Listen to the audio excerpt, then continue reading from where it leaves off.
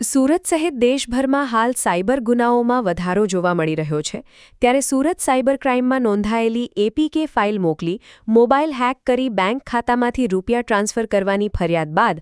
આ cyber gang સામે Surat cyber ક્રાઇમની ટીમે લાલ આંખ કરી હતી અને સુરત સાયબર ક્રાઇમની ટીમે ઝારખંડમાંથી વધુ 2 આરોપીઓ ઝારખંડના ગિરિડીહ જિલ્લાના બેંગાબાદના બિસનપુર ગામના મુકેશકુમાર ભોલા મંડલ અને રૂપલાલ કેઆર જાગેશ્વર મંડલને ઝડપી પાડ્યા હતા હાલ સમગ્ર મામલે સાયબર ક્રાઇમની ટીમે વધુ તપાસ હાથ ધરી છે 11વા મહિના 2025માં એક એપીકે ફાઇલની ફ્રોડ થયેલ હતી જેમાં જે વિક્ટિમ સાથે 10,65,000 રૂપિયાની ફ્રોડ કરવામાં આવી હતી જેમાં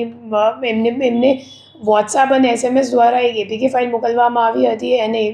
પછી ફોન હેક કરીને એમના ખાતાથી 10,65,000 રૂપિયાનું ટ્રાન્સફર કરવામાં આવ્યું હતું તો આ ગુનાના કામે અમે લોકોએ જ્યારે ઓપરેશન મ્યુલ હન્ટ લોન્ચ કરી હતી 12મા મહિનામાં છેલ્લા વર્ષમાં તો ત્યારે ઓપરેશન મ્યુલ હન્ટ દરમિયાન આ ગુનાનું ડિટેક્શન કરવામાં આવ્યું હતું જેમાં રાજેશ્વર સ્વાઈન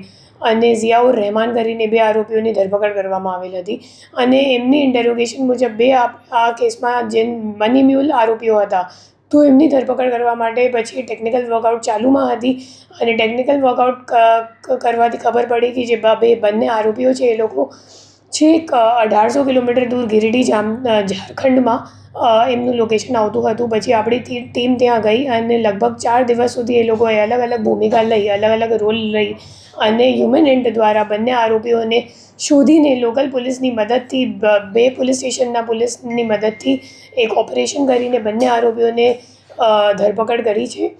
જે બંને આરોપીઓ છે પહેલાંનું નામ રૂપલાલ મંડલ છે અને બીજાનું નામ મુકેશ મંડલ છે એ બંને મની મ્યુલ આરોપીઓ છે સો એપીકે ફાઇલમાં ફ્રોડમાં જે પૈસા ગયા હતા એ રૂપલાલ મંડલના 2 ખાતાઓમાં ગયા હતા અને રૂપલાલ મંડલ પછી આ ખાતાઓમાંથી પૈસા વિડ્રો કરીને મુકેશ મંડલને આપતો હતો તો એ બંને આરોપીઓને ધરપકડ કરવામાં અમે લોકોને ઘણી સફળતા મળી છે અને એના પાછળ ટીમની ઘણી બધી હાર્ડવર્ક છે